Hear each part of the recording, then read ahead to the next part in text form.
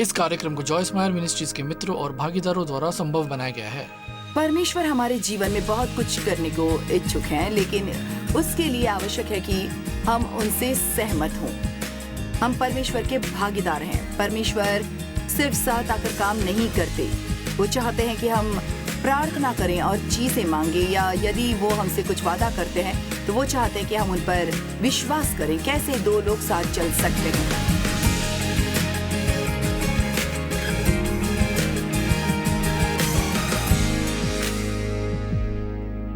आनंद लो प्रतिदिन के जीवन का में आपका स्वागत है और मुझे बहुत खुशी है कि आज आप हमारे साथ हैं, क्योंकि मुझे वचन सिखाना बहुत पसंद है और मुझे ये जानना अच्छा लगता है कि ऐसे लोग हैं जो वचन सुन रहे हैं, जो वचन सुनना पसंद करते हैं।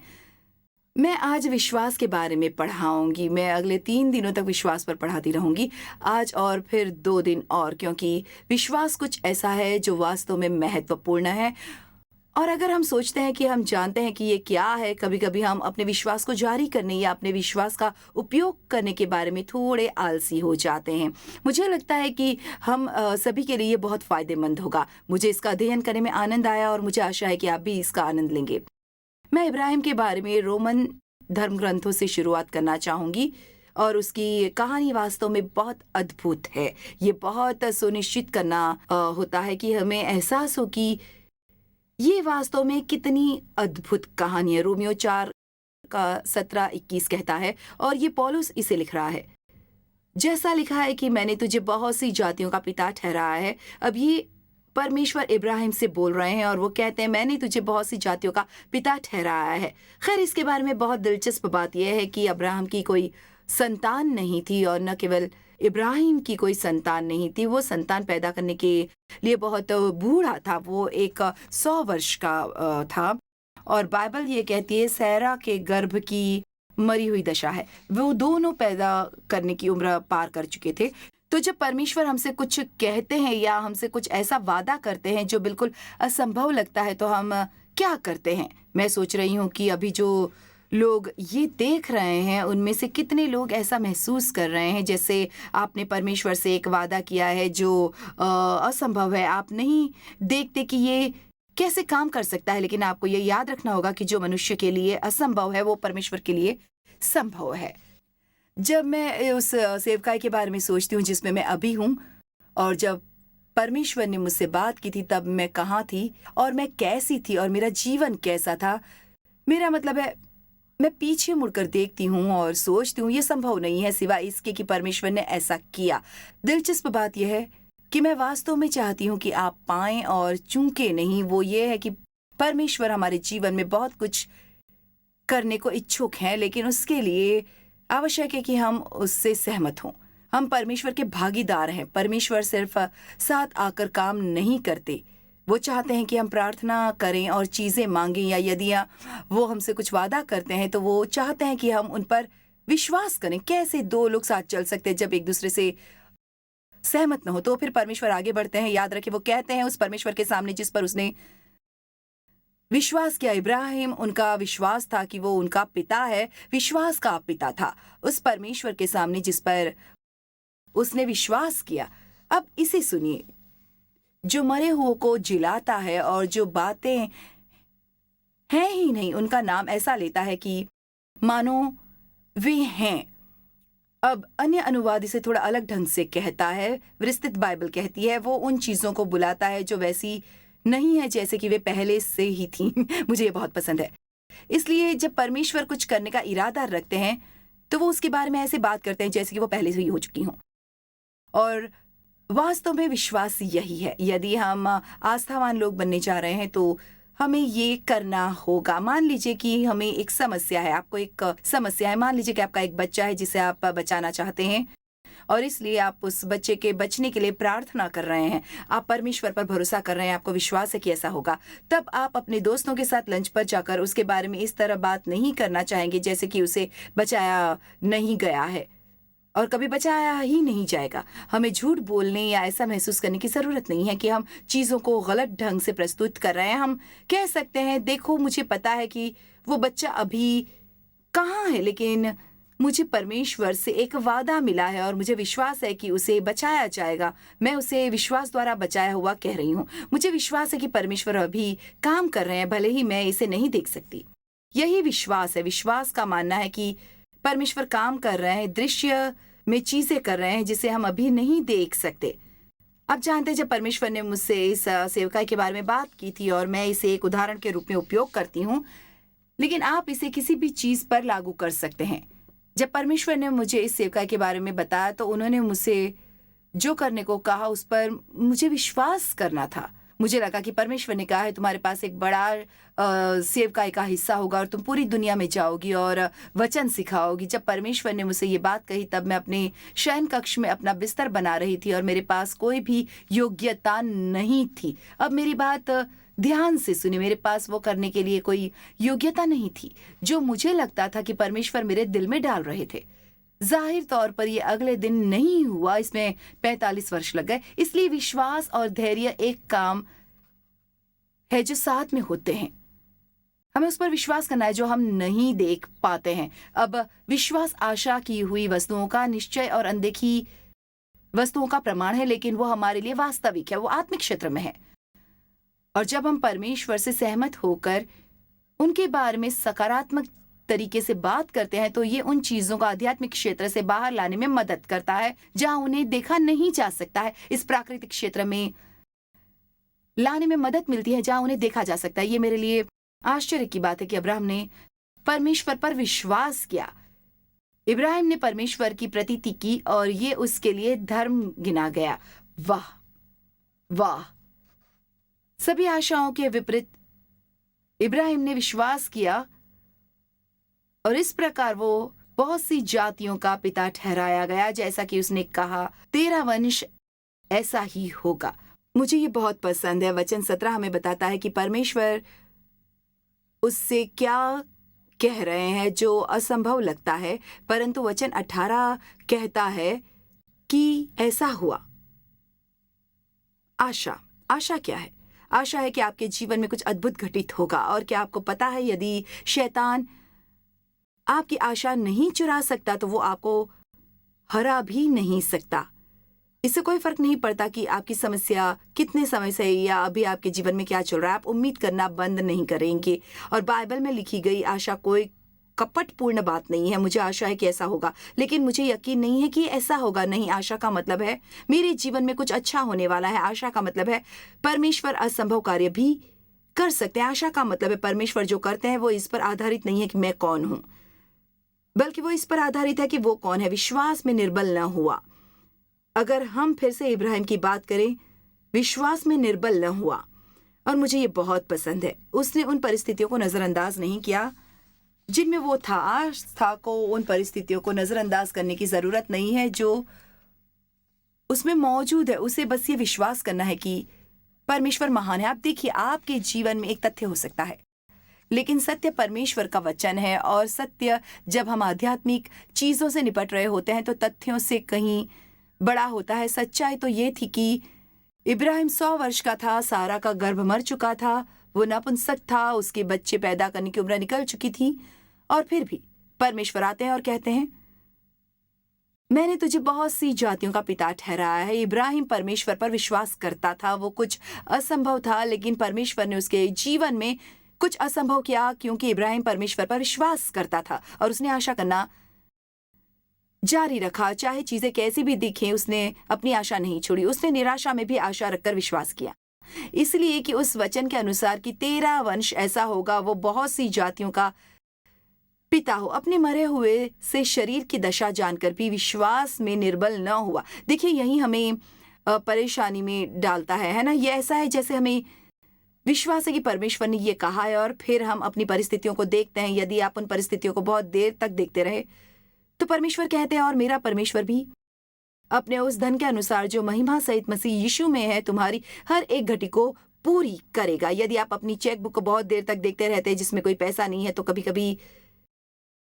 परमेश्वर जो कहते हैं उस पर विश्वास करना कठिन हो जाता है। इसलिए हमें परमेश्वर के वचनों को पूरा करने की तुलना में अपनी परिस्थितियों को देखने में अधिक समय व्यतीत करने के बारे में सावधान रहना होगा। और वो जो 100 वर्ष का था, अपने मरे हुए से शरीर और सारा के गर्भ की मरी हुई सी दशा जानकर भी विश्वास में निर्बल न हुआ, ये मुझे बहुत पसंद है। और न अविश्वासी होकर परमेश्वर की प्रतिज्ञा पर संदेह किया, पर विश्वास में दृढ़ होकर परमेश्वर की महिमा की। आप जानते हैं, जब आप अपने जीवन में कुछ करने के लिए परमेश्वर पर भरोसा कर रहे हों और ये असंभव लगता हो, तो आप जो कुछ कर सकते हैं उनमें से ये कुछ चीज़ें जो आप करें।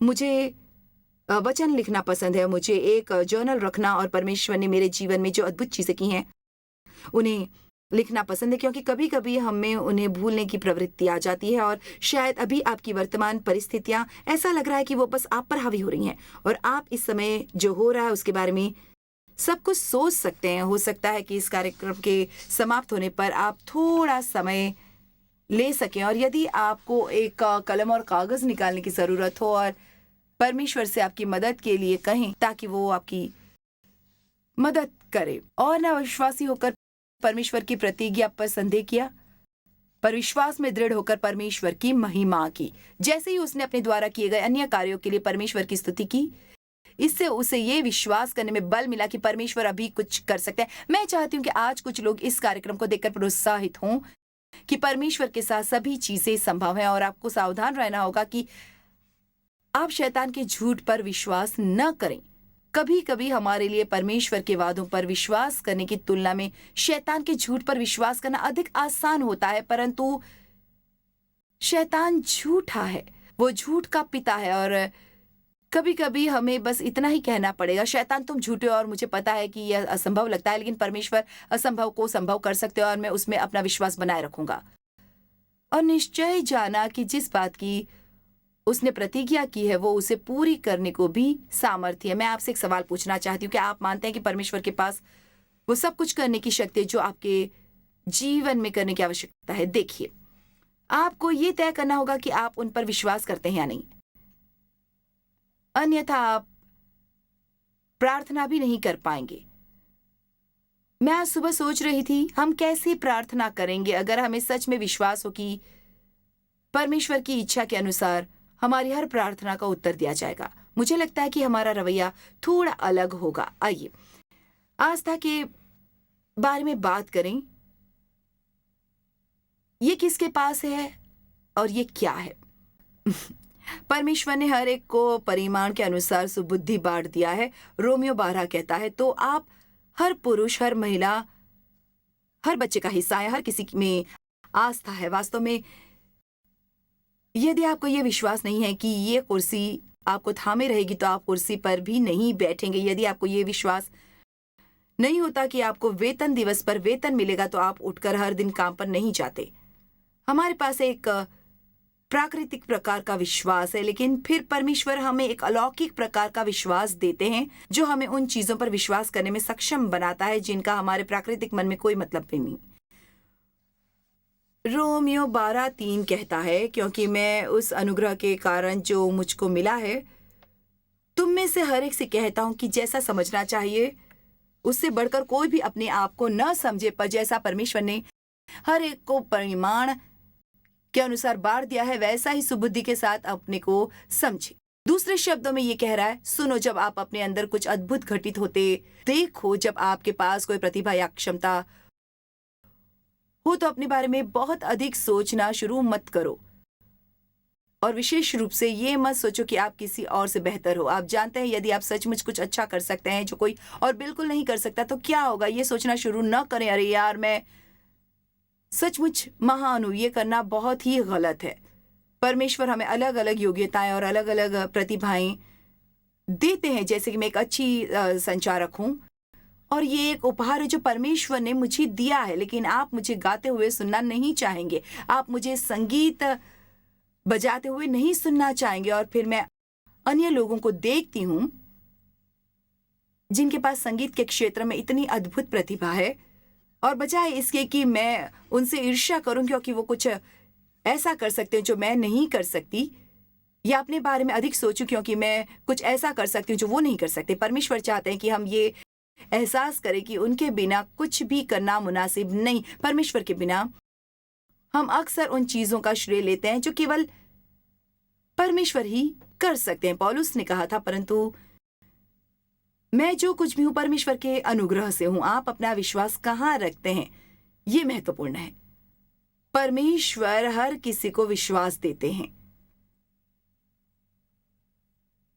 परंतु मैं जो कुछ भी हूं परमेश्वर के अनुग्रह से हूं। लेकिन आप अपना विश्वास कहाँ रखते हैं? क्या आप इसे अपने अंदर रखते हैं? यदि आप ऐसा करते हैं तो आप निराश होंगे। क्या आप इसे अन्य लोगों में डालते हैं? यदि आप ऐसा करते हैं तब भी आप निराश होंगे। मैं नकारात्मक नहीं कह रही। दुनिया में बहुत सारे महान लोग हैं, लेकिन ऐसा कोई नहीं जिसके साथ आप लंबे समय तक संबंध बना सके, जो अंततः आपको किसी भी तरह आकार या रूप में निराश नहीं करेगा। आपको किसी प्रकार की अपेक्षा होगी कि वो कुछ ऐसा करेंगे जिसकी आपने उनसे अपेक्षा नहीं की थी। क्या आपको अपने पैरों पर भरोसा है? मैं नकारात्मक नहीं होना चाहती, लेकिन क्या आप जानते हैं आपका पैसा रातों रात गायब हो सकता है? क्या आप जानते हैं कि 1929 में स्टॉक मार्केट क्रैश हो गया था? बस अचानक उस सुबह सभी लोग एक ही स्थिति में उठे, लेकिन उस रात वे बिल्कुल अलग स्थिति में सोए। हमारी दुनिया में आज भी कुछ ऐसी अस्थिर परिस्थितियां हैं और हम निश्चित रूप से नहीं जानते कि वित्तीय क्षेत्र में क्या होने वाला है। इसलिए अपने पैसों पर अपना विश्वास न रखें। मेरा मतलब है भविष्य के लिए पैसा बचाएं, पैसा निवेश करें, वो सभी चीजें करें जो बुद्धिमानी की हों, लेकिन उस पैसे पर अपना विश्वास न रखें। परमेश्वर पर अपना विश्वास बनाए रखें। परमेश्वर से सब कुछ हो सकता है। यिर्मयाह 17 वचन 5 और 7।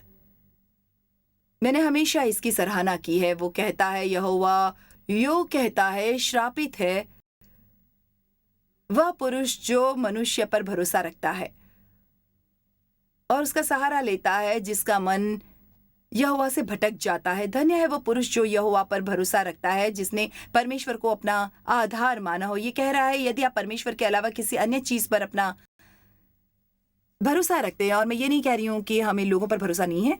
मुझे अपने पति पर भरोसा है, मुझे अपने दोस्तों पर भरोसा है, मुझे अपने बच्चों पर भरोसा है, मुझे अपने बैंक पर भरोसा है। ऐसे बहुत से लोग हैं जिन पर भरोसा करती हूँ, लेकिन एक भरोसा ऐसा भी है जो केवल परमेश्वर पर निर्भर है। और जब हम लोगों पर वो भरोसा करना शुरू करते हैं तभी हम मुसीबत में पड़ते हैं।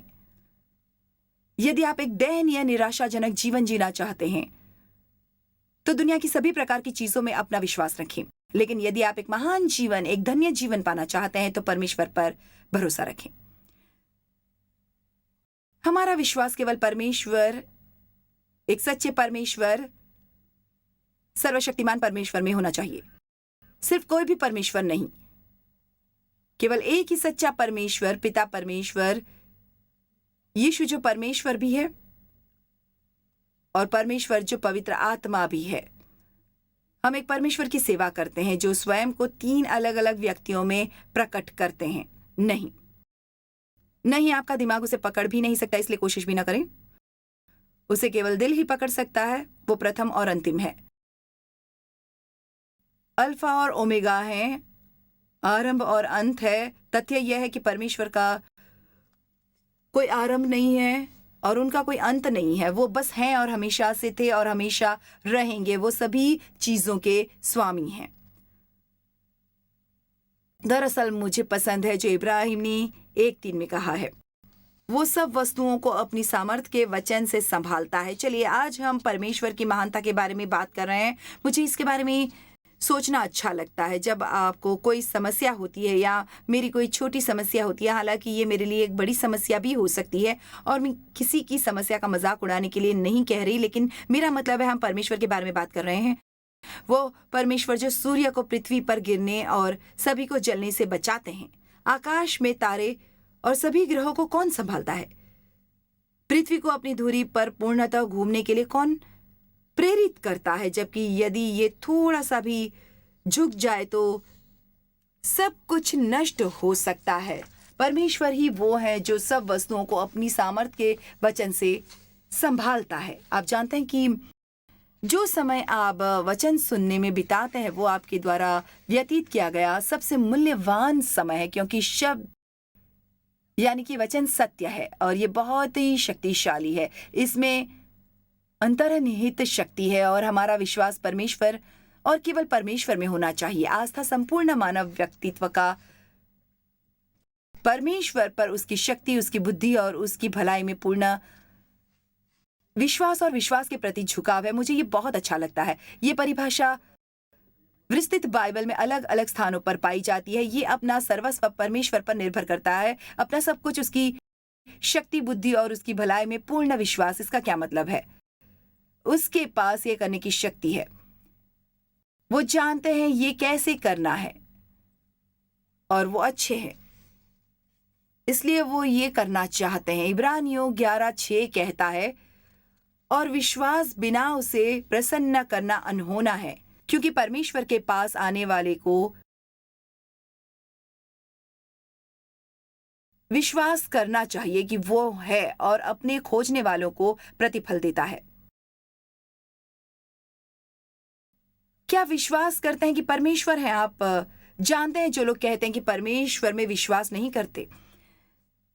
मुझे खेद है, लेकिन मैं उस तरह के व्यक्ति को नहीं समझती। मैं नहीं जानती कि आप अपने चारों ओर कैसे देख सकते हैं और परमेश्वर में विश्वास नहीं कर सकते। मैं नहीं जानती कि आप एक बच्चे का जन्म कैसे देख सकते हैं और परमेश्वर पर विश्वास नहीं करते। मैं नहीं जानती कि आप सूर्य, चंद्रमा, तारे, ग्रह ये सब देखते हैं और ये सोचते हैं कि पृथ्वी कैसे संचालित होती है और परमेश्वर पर विश्वास कैसे नहीं करते। मुझे ये बिल्कुल भी समझ में नहीं आता और मैं आपके लिए प्रार्थना करती हूँ कि आपका दिन अच्छा हो, आपका दिल नर्म हो जाए और आप विश्वास करने में सक्षम होंगे। मैं बस परमेश्वर को धन्यवाद देती हूँ कि मैं उनमें विश्वास कर सकती हूँ। इस बात पर विश्वास करने के लिए मुझे इसे समझने की जरूरत नहीं है। मैं इस पर विश्वास करती हूँ और विश्वास बिना उसे प्रसन्न करना अनहोना है।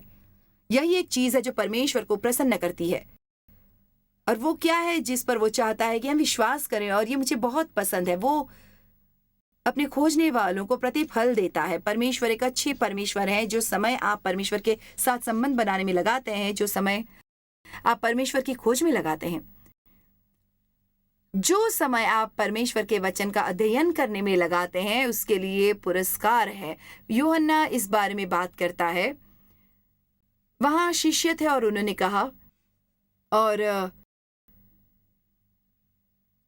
विश्वास बिना उसे प्रसन्न करना अनहोना है। यही एक चीज है जो परमेश्वर को प्रसन्न करती है और वो क्या है जिस पर वो चाहता है कि हम विश्वास करें, और ये मुझे बहुत पसंद है।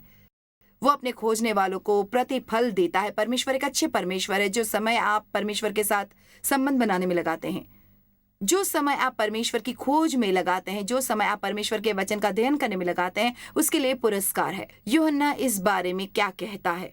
परमेश्वर के कार्य करने के लिए हम क्या करें? और वो है परमेश्वर में विश्वास रखना। इब्राहिम को एक धर्मी व्यक्ति माना जाता है क्योंकि वह परमेश्वर में विश्वास करता है। वो असंभव पर विश्वास करता है।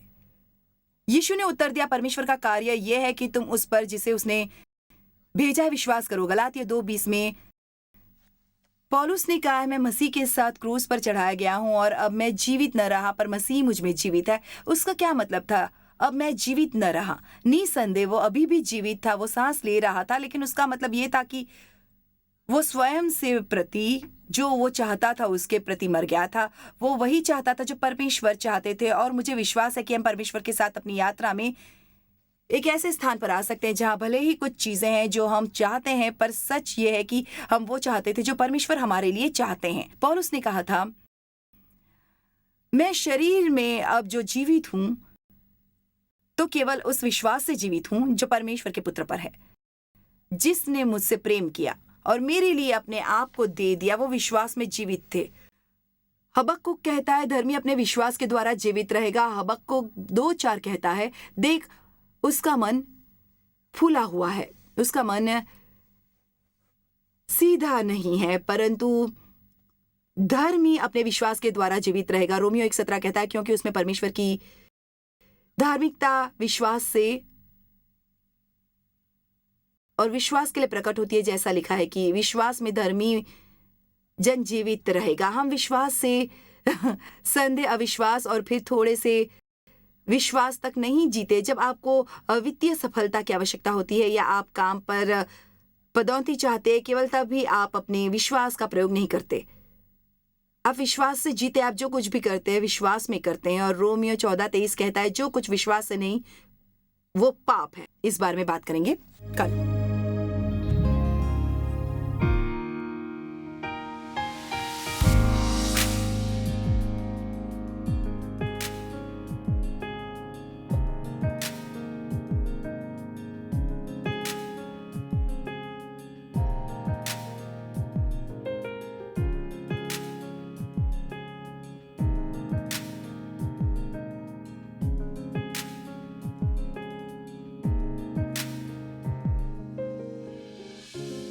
इस कार्यक्रम को जॉयस मायर मिनिस्ट्रीज के मित्रों और भागीदारों द्वारा संभव बनाया गया है।